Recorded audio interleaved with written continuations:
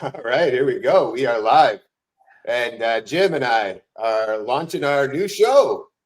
We have changed the name of the Jim Gale Show, moved it to Seeds of Abundance. We thought this was such a great name for the topics that we love to speak about. And ultimately, our goal here is to inspire that abundance mindset in you, our listeners, our audience, and be able to gather some incredible wisdom from great people who are doing incredible things on the same path, helping people experience self-sufficiency, freedom, and just the joy of what abundance can provide. So it's a big day for us. We're very excited about it. And Right. Jim, as always, my good friend, partner, great to see you, buddy. How are you? Yeah.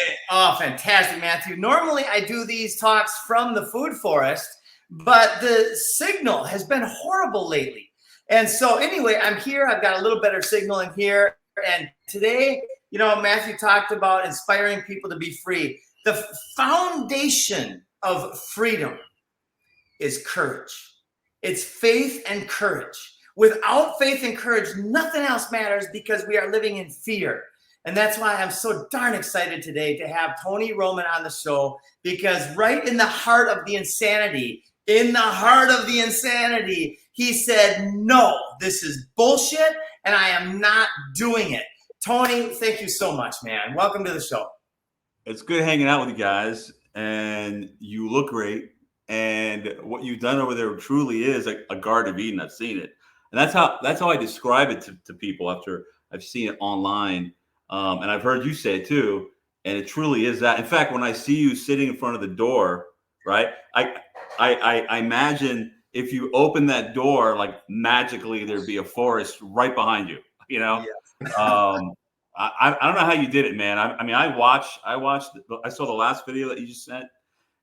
I don't know how you do it, man. It's freaking mind blowing, honestly. Nature does it. That's the good news. Nature does all the hard work. We just get the design right and we just give it a little stewardship, and nature gives us free energy forevermore. And you're a force of nature, man. So keep it up. Yep. And thanks for having me. Yep. Oh man, it's such a pleasure. You got a lot going on. I mean, holy cow! You've got such an incredible network now, because again, the way you stood up to these folks and you said no, and everything you did back then, you were proven right. So how did you get the courage to just say no?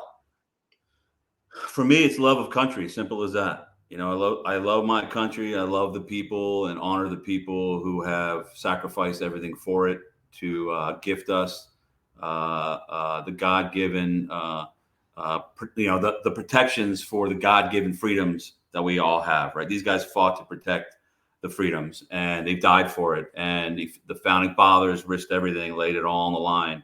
All those things I think about every day. I think about the men who stormed Normandy Beach, think about them every day. And for me, I've been laying in wait for a fight like this. And so when I knew that, hearing about lockdowns and hearing about this COVID thing, I thought to myself, they're going to use this as an opportunity, and I was ready for it. And like I told people all along, don't be upset about it. Be excited about it. You have an opportunity to fight these people. So for me, I looked up and said, thank you, God, for the opportunity. I was not upset. When you think about wars in the past, soldiers go off and fight these foreign wars. Well, this time the enemy was attacking businesses. And so the businesses were the battlefronts. So for me, we pledged our business as a constitutional battleground on day one, saying we're going to use, if it was a plot of dirt with a door on it, I would have done the same thing. It just happened to be a business.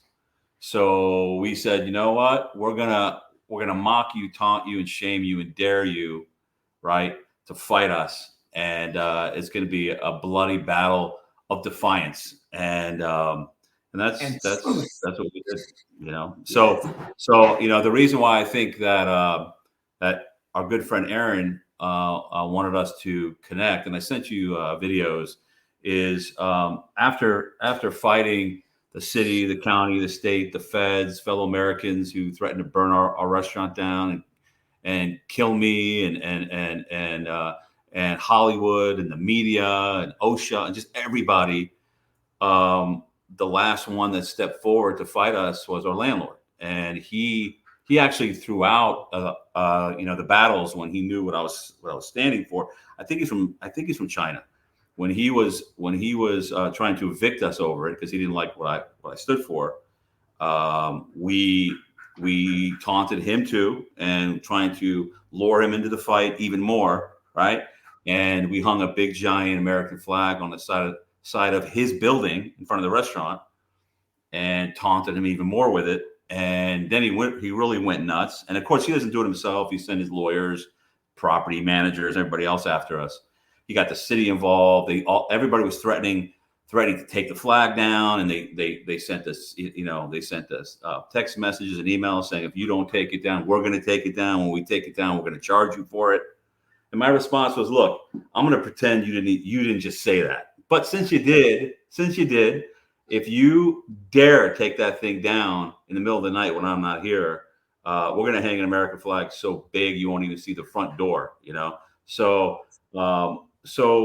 the battle went on, and then finally, when they surrendered to us and said, we don't want to fight you anymore, what are your terms? And I went through them. The last and most important term of surrender for them was, because you disrespected the American flag and all it represents, you are now going to stick a 40-foot flagpole in your property. Because to me, it was like, sticking it to the enemy, literally driving a stake through the enemy's heart, because I knew he hated it. And they, of course, their first response was you're crazy. We're not going to do that. That's insulting. And I said, okay, well, the war is back on. I'm going to continue to give you war. You won't believe. And sure enough, 3 or 4 days after that, they said, oh, okay.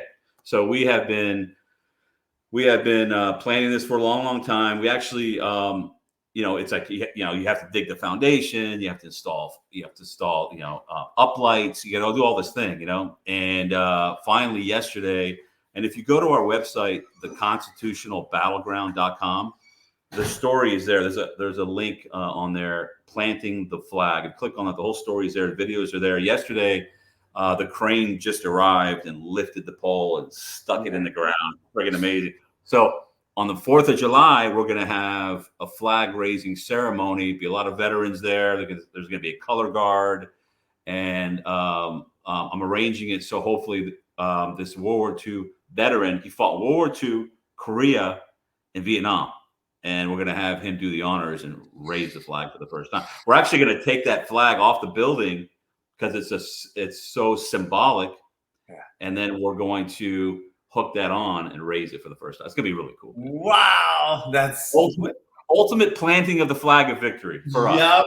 Get the media there, get the influencers there, and just show that you won. It's a big win for so many people. Yeah. If they want to show up, they can show up. I don't go out trying to chase any of that. But if people want to show up, they all know. They all know about it. You can hear the baby now. He's excited. He's excited about his background. Anyway, Why don't you tell everybody first off where your restaurant is, what your restaurant name is, so people know. It's Basilico's Pasta e Vino in Huntington Beach. If you go to basilico'spastavino.com, you can see our website. But if you go to theconstitutionalbattleground.com, you can see a lot of our stuff there. And my wife just stepped outside, so the baby's crying in the background. Can you hang on a minute? Yeah, you bet, brother. Go for it. Yeah, hang on a second. Good. Yeah, all good. She's back. Hey, man, This is live, man. You can't edit this, right? I love it. This is life, right? This is life, the truth. Man. It's real. Yeah. We need more babies. So what's exciting, I wish you guys were here for this, and it's funny because I remember we were planning to come see you last year.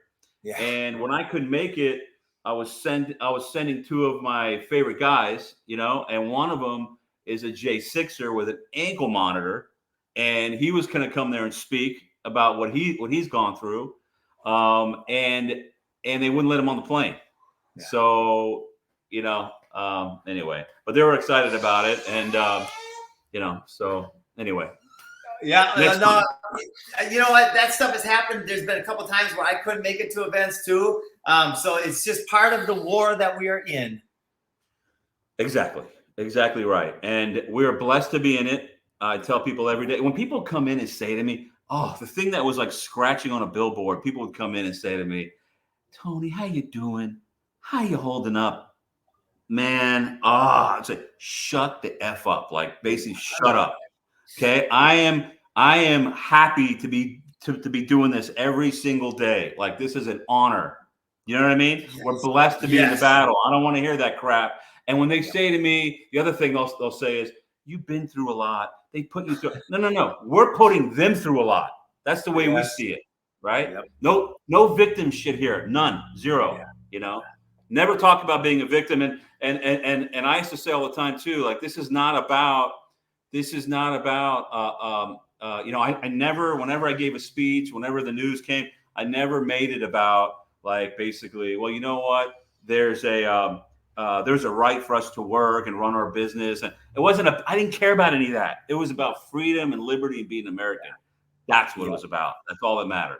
You know, that is everything else aligns below that, right? You've got connection with God, and then freedom is who we are, unless we give that away, and then everything else falls into place. Exactly. In fact, when people say God, family, country, and this may seem controversial to say it, I say God, country, family, because without a country, you don't have, where are you going to go? Not only that, think about the men who leave their families at home to go fight wars. What are they doing? They're putting their country first. Yeah. So it really is in that order. Yeah. Right? God first, take care of your country, then you take care of your family. So that's how I see it. And the best way to take care of our country is to take care of our family, right? Because that's what they're trying to do, is destroy the family. Lily, stop. Sorry, I've got live stuff here going on too. So it's to destroy the family unit, right? So it's and here we are in the middle of it.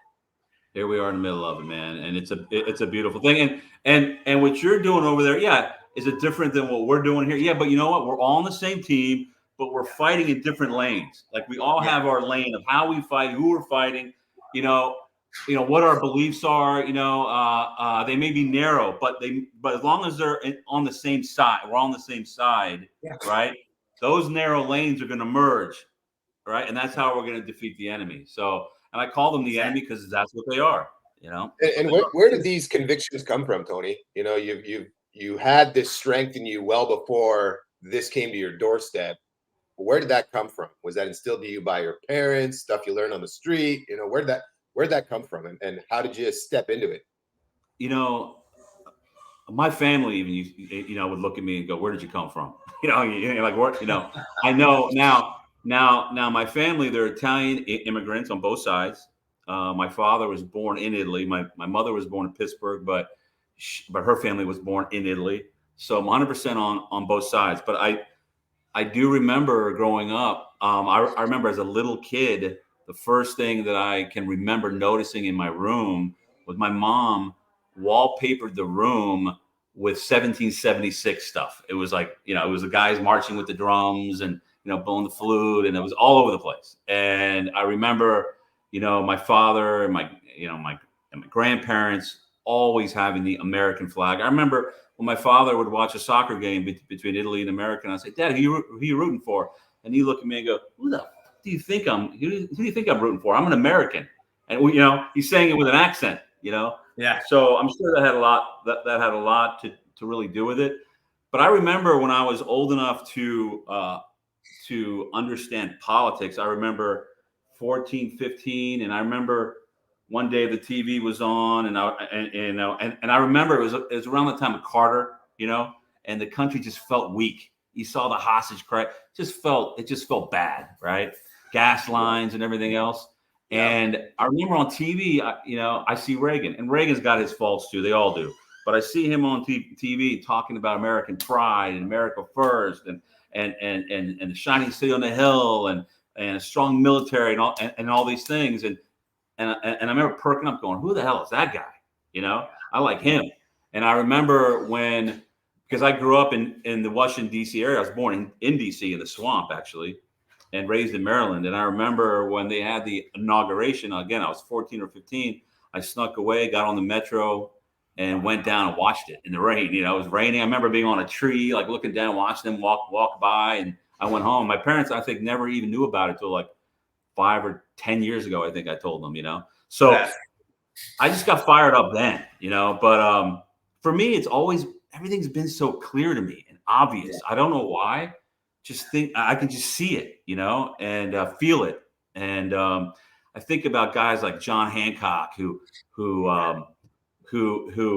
was like, he had the most to lose at that point in his life. Like this man, he was the wealthiest, I think, of the founders in that area of New England.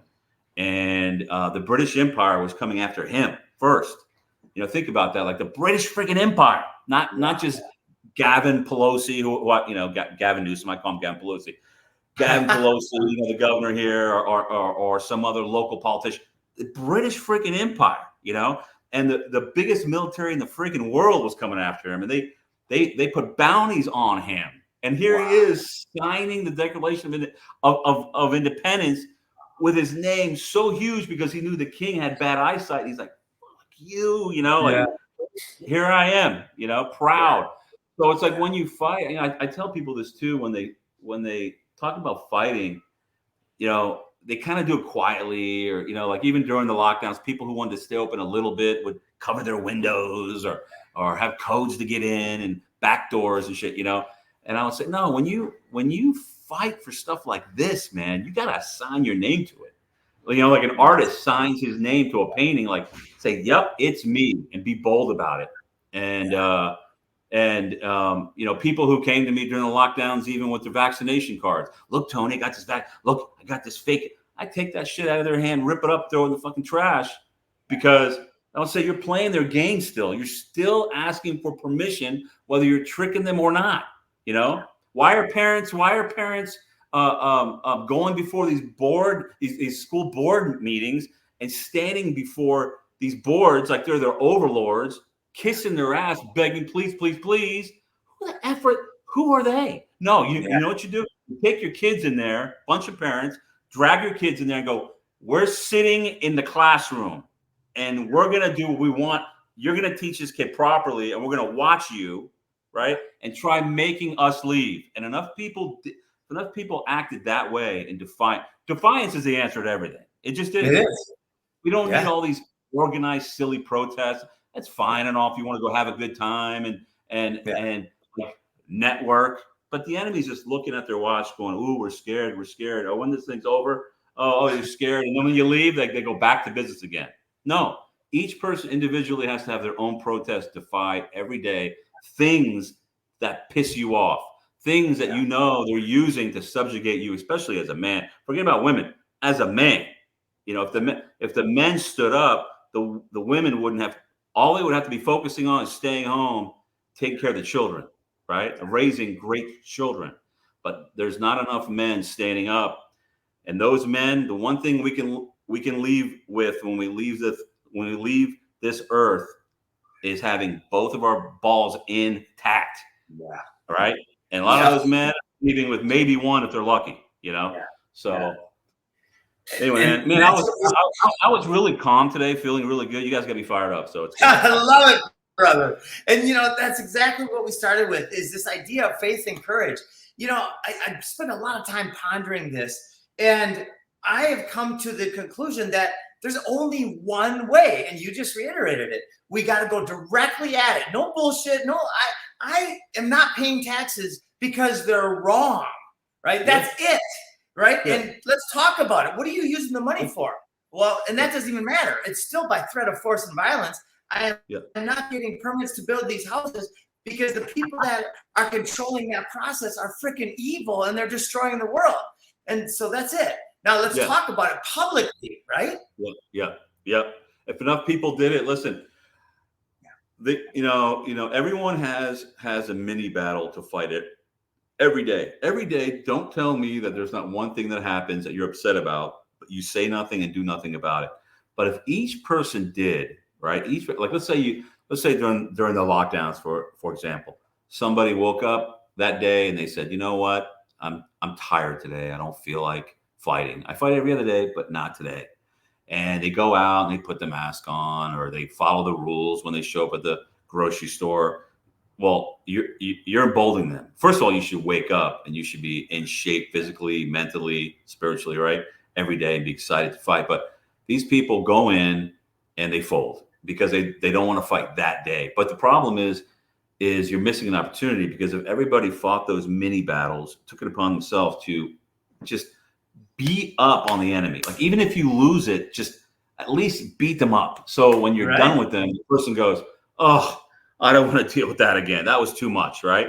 Because what you're doing is you're leaving them battered and bruised for the next wave of patriots to come, and then the next wave of patriots to come. And when that happens, they're just gonna fold. And then we're gonna steamroll them, right? Yeah. And we're gonna roll through the gates, Yeah. But so if you call yourself an American, it's your duty to fight these battles every single day. Yeah. If you call yourself an American patriot, and there's so many people approach me and say, "Hey, Tony, I'm like you. I'm an American patriot." Really? People throw that name around, that label around so loose. I'm a patriot. I'm a patriot. Really? What have you fucking done? Tell me what you've done. Tell me what active defiance. Tell me what you sacrificed. What have you laid on the line? What have you fucking done? So we gotta hold people to a standard. That's it. Yeah. And then I like to help them see that it's in their best interest, that there is no other way, if you believe in God or not, right? But especially if you believe in a divine power, a divine creator, then what are you going to bow to? The opposite of that? Are you going to bow to BlackRock that's killing everything? Or are you going to stand up with that creator and create good stuff and say no to the adversary, to the evil? Right. And then the other logical, even for people who are atheists, what we see is the destruction of our natural system and of all the systems. So even if you're an atheist, this is unsustainable shit. And all unsustainable systems fail. Right. It's a numerical, mathematical thing. So there's just no reason not to stand up except for ignorance and evil. Amen. And what you're doing over there, and showing it off online, the enemy is seeing that. You're making them nervous. You're making them nervous, man. And look, you have a jungle there to drag the enemy into and friggin' ambush them. It's like let them come. Let them come. It's like jungle warfare over there. Yeah, right. And to be inspired is the win of the war, right? We take people who are uninspired and we walk them around. I just had a general reach out to me the other day and he said, Jim, you are surrounded by angels. And he actually, I know what he was saying. A lot of people are paying attention to Tony, to what you're doing, what Matthew's doing, what I'm doing. And we are surrounded by angels. There are people out there. And I'm not a big fan of this white hat idea. I am aware that there are people in all levels of the system that want to do good. And when we inspire them by the actions that we're taking, they will feel encouraged to do good. Amen. Man, you're 100% right. And Matt, I saw your child walk in. That was hilarious, man. That was That was pretty awesome. Yeah. That was good. That was good. Yeah. So you're 100% right. And what's cool about your place, I remember when Aaron Scotty went over there, he sent me pictures of him catching largemouth bass. It's just, are you kidding me? It's ridiculous. Wow. So, and a shout out to Aaron, right? Aaron, by the way, my favorite TV show that I've seen in years is Peanut Butter Falcon, and he's the producer. People love it. People love that. Yes. So amazing. When are we going to see a Tony Roman film, the film of your experience? It's got to be coming.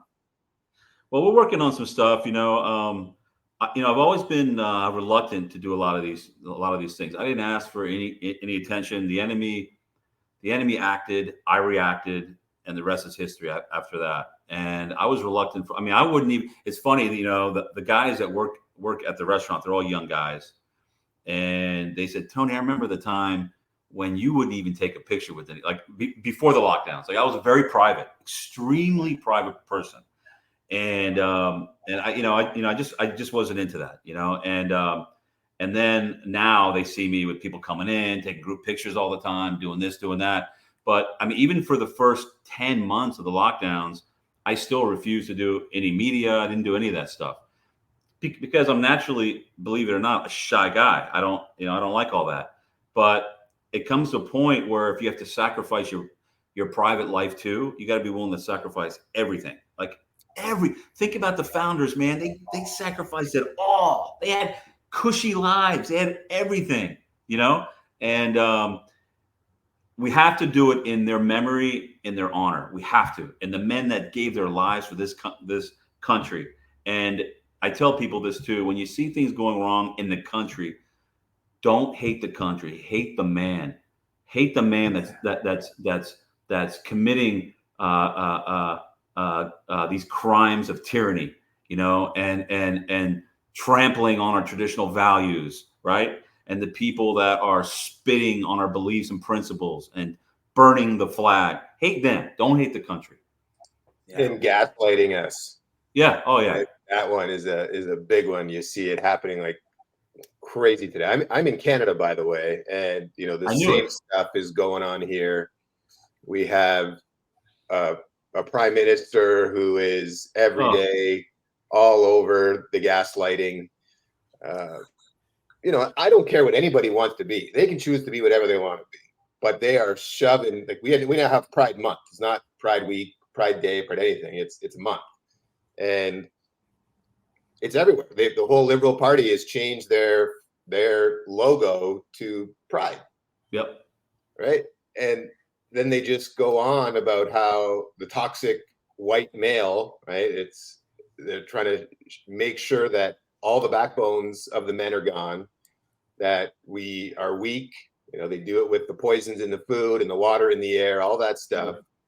And you can see it having major implications on the population. And the vast majority are very asleep, think everything is going to work itself out. But I think we're at a point now, America is leading the way, where there's going to be some serious changes. You guys, with all of your people who believe in the Constitution, all of the people who have served, you can tell there's something coming there. And I think you guys are going to be the last shining example for the world on what freedom really is. But the problem with that is that, when the lockdowns were happening, the rest of the world looked at America and said, "What's America going to do?" Right? Yeah. And America failed miserably. And Canada, I was proud of Canada. In fact, I remember when the convoy started over there. I was so excited. First thing I would say was, when I was interviewed, I would tell people, or I had a chance to speak anywhere, I would say, how embarrassing is it that the truckers in Canada are doing it before the truckers in America are doing it? Like, how embarrassing is that? Like, I'm not putting you guys down, but you understand what I mean. Like, that's the shit kind of stuff. Yeah. That's kind of stuff we do here. Like, why is Canada doing it first? So I remember I would do these interviews and I would have the Canadian flag behind me next to the American flag during this whole. I had a Canadian flag flying in front of the restaurant next to the American flag. I have a huge American flag, but then underneath it, I had this, small Canadian flag flying, just to show people that I was supporting what's going on over there. And I was actually even in touch. I had some of the people in the convoy reaching out to me, and man, they had such a golden opportunity. And I remember when I started reading that they were cutting deals. Like, look, if you just move your trucks out of this area, we'll let you do that. And I remember messaging them going, please, you cannot give a fucking inch. Don't give them anything. Don't give them, and don't befriend the cops and walk over and shake their hands and bring them. No, they're the friggin' enemy. Whoever is on the side of that prime minister over there, they're the enemy. Treat them like the friggin', but Canadians are so nice. You know what I mean? That's just how it is. And I was watching this and I remember saying, it's over. The minute they gave up one neighborhood, I said, it's over. Took the flag down, and sure enough, it was. And I begged them not to do it. I was like, man, if you guys, whoever I was in touch with at the time, I said, if you have any influence over there, like, don't do it, and they did it. And then within a couple of weeks, it was over. Mm-hmm. And what an opportunity you guys had. I mean, if you see my messages on Instagram, I was messaging about it all the freaking time, trying to coach them up, telling them what they had to do, like the next step. Yeah. And nobody listened, so. Well, you had a lot of, I was thinking about, you went from not wanting to be on the news to being on some of the biggest news shows in the world. Share what happened, like leading up to that, and then after that had to have been pretty darn interesting. Well, it's funny because show, right? What was that? Cuomo? Was it It was Cuomo's show?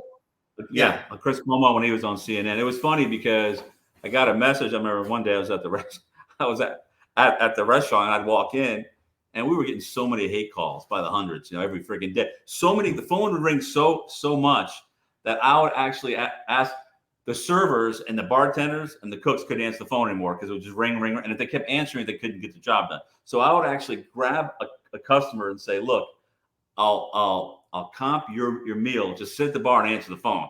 So they would sit at the bar and answer the phone constantly. So I would walk in and I would say, "Hey man, how are the calls going?" "Hey Tony, you know what? We got some supporters." I said, "No, I don't want to hear about those. I want to hear about the hate because I loved that hate fueled me. You know what I mean?" So I remember one day I walked in and they said, Chris Cuomo's producer called. I'm like, what the hell? Right. So I'm like, people say, "Oh, you shouldn't go on that show." I go, "No, you have to invade enemy territory. You can't just preach to the choir all the time, Yeah. So I remember I gave them a call or sent them a text or something. And they said to me, "Yeah, I want to have you on." And they said, "Can you come up to the studio?" I said, "I'm not coming to your studio." And I said, "That's not going to happen." I said, send your crew here to the restaurant." "Oh, we don't have the things that are needed to do that." I mean, you're freaking CNN. Yes, you do. "Okay, we'll send a studio van. You'll get in the van." "I'm not getting in one of your freaking vans. You're going to come in the restaurant." So they're like, "Okay, we'll do it." And I remember when the camera guys walked up, they pulled me aside and they said, "Hey man, we just want you to know we support you 100%. The CNN guys. It was funny. So I love it. So a friend of mine contacted me. You guys, I think you mentioned this before. The comedian Jim Brewer. Oh yeah. You know who that is, Jim Brewer? I've talked to him once. Yeah. He's been in Hollywood for a long time, but he's been standing up. So he heard that I was going to be on CNN. So he messages me and he says, "Tony, listen, man, have your guys film their guys film you because you want the raw footage because they're going to cut stuff." And sure enough, that's what happened. They were cutting stuff up. They were cutting me off. There was, I couldn't say stuff. And I remember when they had the pre-production call, they were so nice to me. They were so friendly, and I was green to all this stuff. I hadn't done any media, I treat everybody as a human being until you disrespect me or you attack me. Then it's like war's on, So I went and I said, "Look, if he wants to have a conversation, then we'll have one." And they said, "Oh no, it's going to be great." I talked to the producer. She went through the questions and she said, "We'll probably ask you about this, ask you about that." And they were so nice. And then the show started, and sure enough, he went on the attack immediately. And I was like, "Okay, well, this is what we're going to do. This is what we're going to do." And I remember when I called him Fredo at the end. They like cut it off. And I remember asking the camera guys, I go, "Did you guys get that?" And he goes, "Hold on, I'm with CNN in Atlanta. I got them on the mic." So he had an earphone in. He's like, "Did they get that? Did they cut him off?" "Oh yeah. They cut you off." "Did they get the Fredo thing?" "No, they didn't get it. They cut you off." I'm like, "Fuck," So, but that's all right. That's all right. Yeah. It's funny because I called out him and his brother, and a few weeks after that, his brother resigned, and then he got kicked off CNN. And then a few weeks, and then the next day after the interview, the Baldwin brothers started fighting a war with me. And I went to war with them, battled them for a while. And then we know what happened to Alec. We know what happened to him. He's in trouble now. So it's like, when you have God on your side, man, the enemy just bounces off. You're right. Isn't it ironic that Chris has a vaccine injury and now is talking about it? Oh, it's a freaking joke, man. Yeah. I'd recently heard about that. I was not surprised. And then I don't know if you heard too, his brother did an interview where he talked about how he couldn't believe that people followed his mandates where he really had no authority. He said, people just did what I said, Yeah. If you look at him online, you'll see him actually say it. So he's basically admitting that he punked everybody. And people came to me. One guy came to me, did an interview with me about it. I hadn't even heard about it. Did the interview with him and he played it. I hadn't even seen this. He said, "How do you feel about it?" And he thought I was going to get all upset about it. I said, "He's right. He punked everybody. I mean, he freaking did, And you think about New York. New York's supposed to be all these tough guys walking around, right? "Hey, I'm from New York. I'm a tough guy." They all folded, man. They all folded. It was a masterpiece of manipulation and deception that had been planned, I think, forever. I think it was just layers coming in, but it's been documented lately, right? The plan, the silent weapons for quiet wars, and all these different ways to use neurolinguistics to control the mind. It's fascinating. Well, like Mike Tyson always said, man, everybody's got a plan. Everybody's a tough guy until they get punched in the face. And everyone talks tough until the enemy holds a penalty or like a sledgehammer over your head and says to you, if you do this, the sledgehammer is going to drop on your head.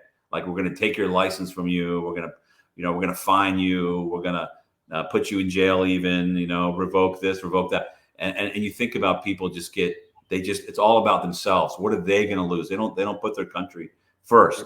And I tell them, man, you got to think about people who are on the front lines, in actual wars, real wars that are facing real bullets and bombs, and you're afraid to take it on the chin over a mask or a lockdown or violating anything. Even now, it's like if the law is unjust, no matter what it is, you are, as a man, obligated to defy. That's what the founding fathers said, and it's true. You're obligated to defy. I don't give a damn. I talk about Trump even. What the hell is he doing showing up in these courthouses, like he's a subject? You know what I mean? He shows up there kissing their ass, right? Playing the game, begging to go see his son's graduation. You freaking kidding me? Man, if I had his money and I had his influence and I had his power, the things I would do, I can only dream. Right? I personally think that it's a theater, and he raised like $250 million the next week, the biggest raise ever. Of course he did, and they knew this would happen. They had the whole marketing campaign set up. So I think it's all theater. It's up to us, right, brother? It's up to us. I agree. And don't walk around wearing a shirt with your mugshot on it that says "Never surrender." When you surrendered, you showed up. You showed up in court. You went to jail. You showed up at the jail to take your mugshot. You show up at every court date, right? It's like don't say that word never. That's not what never surrender is. Never surrender is never surrender. Exactly. Never. Oh my God. But and by the way, the standard for fighting is so diluted, right? And the Overton window has been moved so many times that people don't know what fighting really is. I just, since this teed up, I want to share this message to Don and to Bob, right? If you two guys came together and said this one message, said, we are going to end war and here's how we're going to do it. We're going to stop colonialism, the force and violence, and we're going to very publicly create food for us at all these army bases around the world where it's logical to do so, right?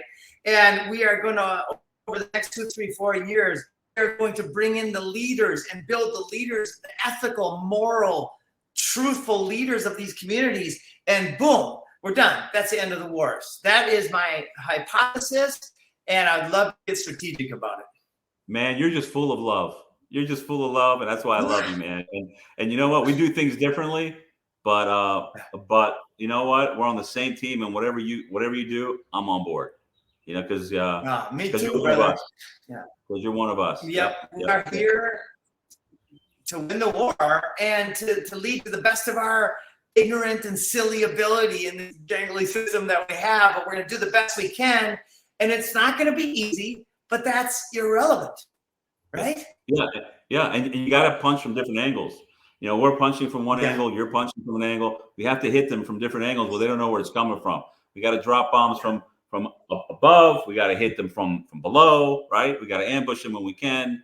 When I say that, I mean defiance, right? Defiance and strategically but there's no making friends here. There's no making friends here, man. They are the enemy. We have to stomp them into submission, take no prisoners. And like I say, even at Basilico's at the restaurant, it's a re-education camp. If you want to be re-educated, we'll bring you in, spend some time with us. And we'll send you out a man, an American patriot man. And if you refuse, then you're the enemy. That's it. Period. I'm not messing around. And none of us should. Yeah, no, that's So we invite you to come with us towards solutions towards freedom, but we're not going to go with you. Yep. If you go to our website, theconstitutionalbattleground.com, and you see the videos of us going through what we've done to get that flagpole in, it's just a flagpole, right? But what it represents is so huge, not only for us, but for the people that supported us and believe in us and symbolizing our fight.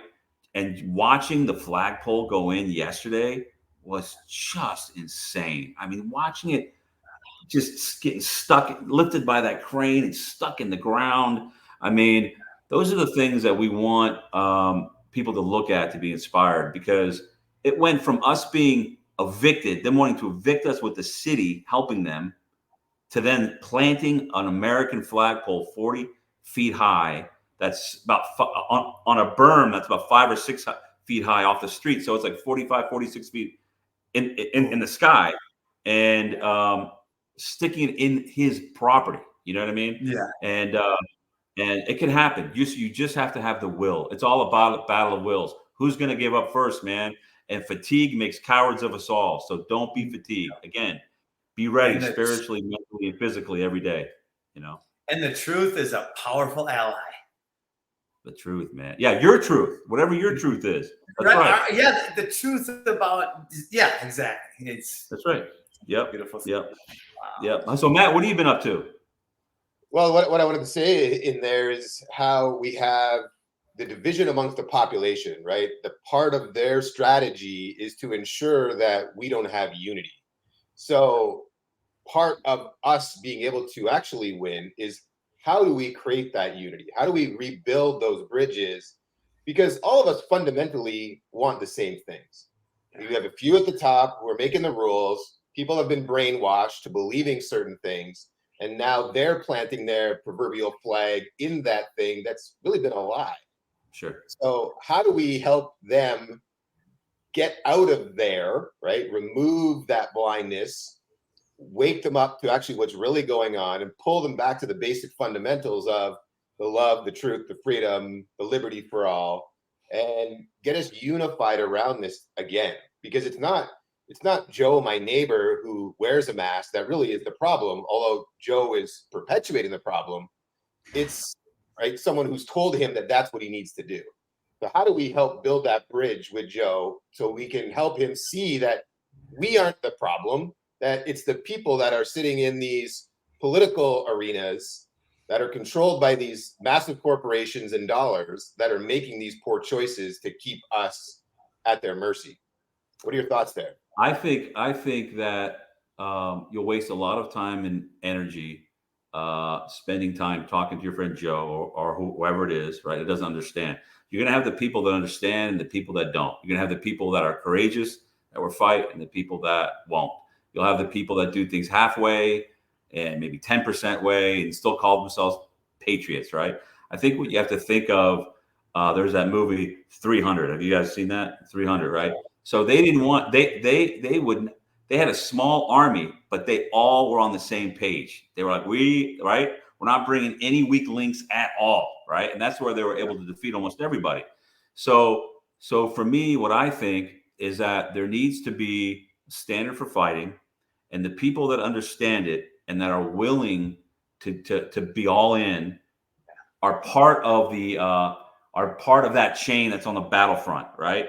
And everyone else, like the people who come to me throughout all the lockdowns, all the battles I've been with, come in and say, Tony, how do I help? I don't have the courage to do what you're doing, but I want to support you in some way. I would just say, look, stand behind me, support us, right? Encourage us. Don't betray us. Don't backstab us. Don't cut deals with the enemy. Just stand behind us, shut up, and support us. Like we need suppliers. We need people handing us the cannonballs to fire. We need the ant, right? We need those things. And the difference between us and the enemy, they stick together, man. They stick together, and they have billionaires that are funding all these battles. Our side, except for guys like Marcel, who was amazing. There are a few of those, and very extremely few. And we need people that maybe aren't willing to be heard and seen, and maybe not go on the front lines. But if you believe in the cause, then fund people, help people fight these battles, help people that are laying their freedom on the line and maybe going to jail, like the J6ers and everybody else. Help them with their legal cases, help get them out of jail, help their families. Like we need a support group in terms of resources, right? Yep. To help us fight. And we need to have it's almost like a military, like, you know, there's the actual fighters, the frontliners, there's the special forces in front. They're the, you know, there's a next round, you know, but behind them of soldiers, and behind them are the supply lines, right? That's what we need. That's the only way. And if we don't all unify under one standard, we will never win. We will never ever win, because somebody will undermine you every freaking time, you know? Man. And there needs to be a command structure of people that we trust, and when whoever the command structure, whoever's in command, those guys have to be held accountable, meaning severe consequences if you fail and betray. That's it. I mean, it's a hard truth. Otherwise, we're just spinning our wheels, man. It's never going to end. Never. What you just laid out is so beautiful. It's exactly how we see it, and that's why we're spending a lot of energy and thoughtfulness bringing together that exact group. We're following Dr. Martin Luther King's advice. Those who love peace must learn to organize as effectively as those who love war. So we're connected. We're bringing it all together. Organize. Organize. Yeah. That's a great word. Organize with extremely high standards, you know? Yes. And I'll give you an example. During the lockdowns, people would call me from around the world. They'd fly in to visit. People would drive in to visit me. They'd sit down with me at the bar. And they'd say, Tony, tell me what I can do. I have a business. How do I fight? What's the standard? And I would explain to them. And they get all fired up and they would leave. And then they would say, I'm going to do it. I'm going to do it. A few weeks later, I wouldn't hear anything from them. I'd check in, or they'd follow up with me and say, I got talked out of it. I just didn't have the freaking nerve. I got too much to lose, blah, blah, blah. And that was disheartening for me. People would ask me all the time, what gets you down? And I said, I have to really think about it. What got me down were people that said they were going to fight and then didn't. But what I finally did, I got so sick of it a couple of years ago, I drafted a document in honor of 4th of July. It was a few days before 4th of July. And it was the pledge of defiance and fighting. I forget exactly what it was. And I drafted it. So when people would come to me and say they were going to fight, I'd say, okay, here, sign this thing. Sign this. Posted it online. I publicized it, and nobody signed it. Nobody. I bet you would sign it. I know you would sign it. Yeah. Oh, I'm signing it. I'm officially signing it to the world. I love that. I love that. Good.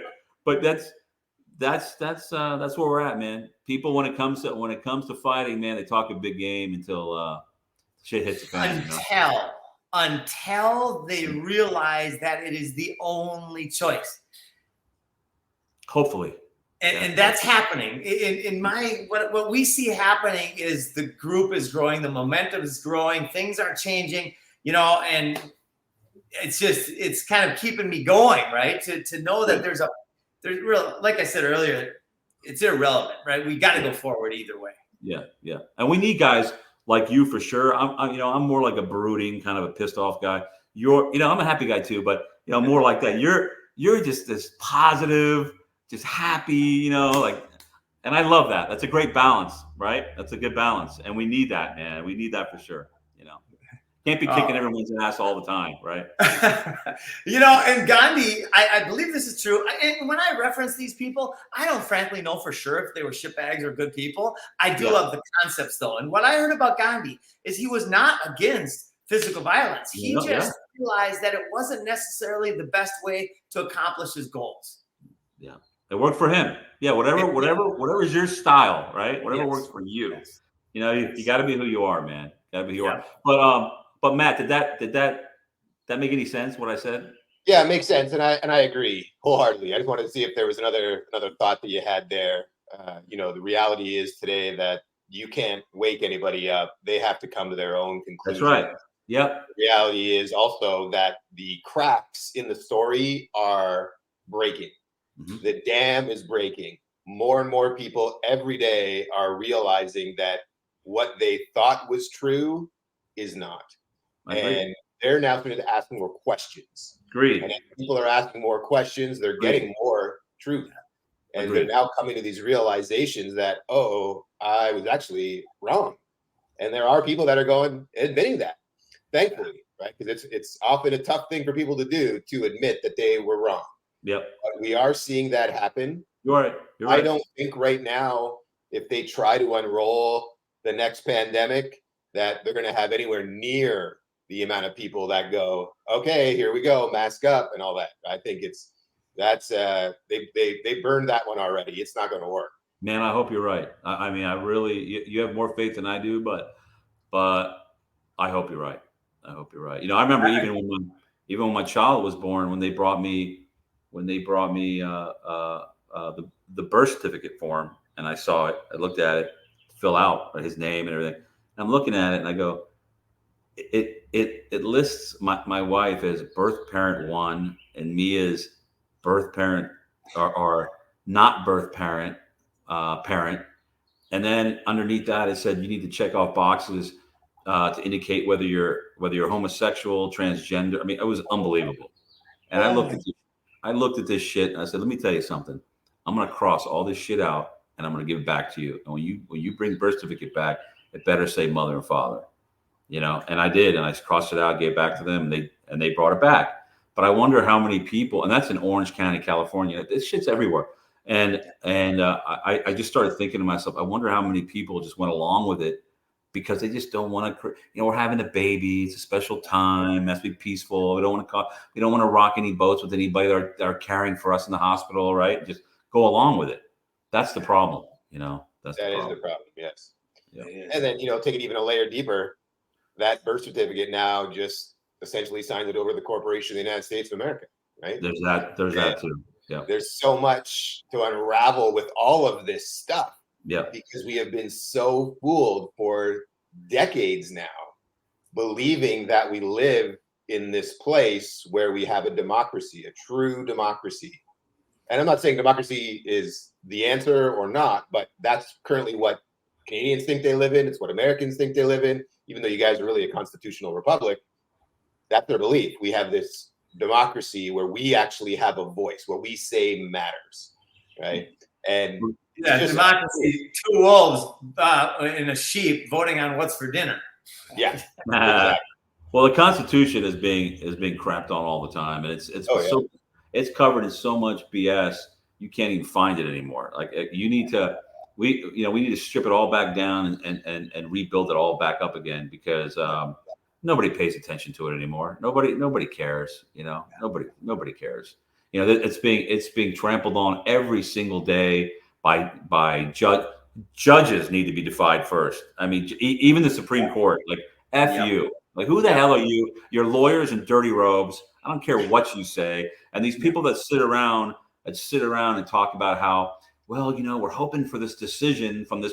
Who gives a fuck about what they say? Live your life as a free American man. You dictate that. Don't wait for them to make a ruling and tell you how you should live, because one day that person's either going to be out of office, that person's going to be freaking dead, and you're going to be living by these guidelines they set for you years earlier, the wake of destruction they left in their path, and you're still dealing with it, and they're long gone. So you should have defied them when they were alive, Yeah.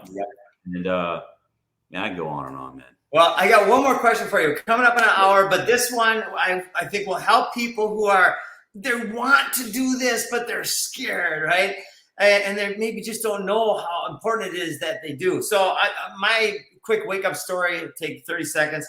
In 2007, I watched Zeitgeist. I saw Building 7 falling into its own footprint at free fall speed. I said, bullshit. That's a freaking controlled demolition. It was proved by multiple courts that it was. Then I thought it was Bush and Cheney and Rice and Rumsfeld and all those guys. Well, then I went and liked Obama after that for like a year, right? And I was so happy that he won the Peace Award and all that bullshit. And then hold on, man. I'm gonna faint. Hold on. I know, right? Oh, I know. This is how stupid I was. Like, that's what I want to expose is my own ignorance, right? And then, of course, a year after that, I recognized that he was the worst of them all to date and that he had destroyed all these countries because I did a lot of traveling. So anyway, that's my wake up story. I went from radically ignorant to holy shit in a pretty short amount of time. How did you do it? I'm exactly the person I am now. I was exactly the same person when I was a kid. That's amazing. I that's the Your truth. parents, I mean, the I just never. I don't 1770s. know. It's funny. My mom used to always show me the first picture that she ever took of me, or they took of me as a brand new baby, just born. They take the photograph, right?